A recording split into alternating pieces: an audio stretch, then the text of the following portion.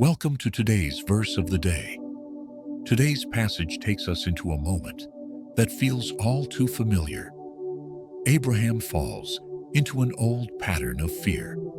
In these verses, we witness human failure, divine protection, and the faithfulness of a God who guards his promises even when we stumble. Let's explore Genesis 21 to 18 together. Verse: Now Abraham moved on from there into the region of the Negev and settled between Kadesh and Shur. While staying in Gerar, Abraham said of his wife Sarah, "She is my sister." So Abimelek, king of Gerar, sent for Sarah and took her. But God came to Abimelek in a dream and said, "You are as good as dead because of the woman you have taken. She is married." Abimelek had not gone near her, so he pleaded, "Lord, will you destroy an innocent nation?" "I did not know she was his wife." God replied, "Yes, I know you acted with integrity, and that is why I kept you from sinning. Now return the man's wife. He is a prophet, and he will pray for you." Early the next morning, Abimelek summoned all his officials and told them what happened, and they were very afraid. Then Abimelek called Abraham and said, "What have you done to us? Why did you lie?" Abraham replied, "I said it because I thought there was no fear of God in this place. And besides, she really is my sister, my father's daughter, though not my mother's." Then Abimelek returned Sarah, gave Abraham gifts, and invited him to settle anywhere in his land.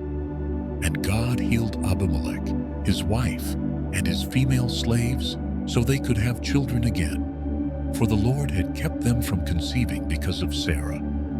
Abraham, the man of faith, once again let fear guide his actions. He repeated a past mistake, telling half-truths that put others at risk. But even in Abraham's failure, God was still in control. God appeared to Abimelek, protected Sarah, and preserved the promise. The integrity of others did not depend on Abraham's perfection, but on God's intervention. This story reminds us that God's faithfulness is not canceled by our fear.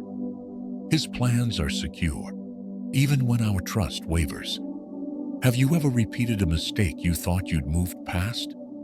Take heart. God doesn't abandon his people when they fall back into old patterns. He corrects, protects, and redirects, not to shame, but to preserve what he has promised.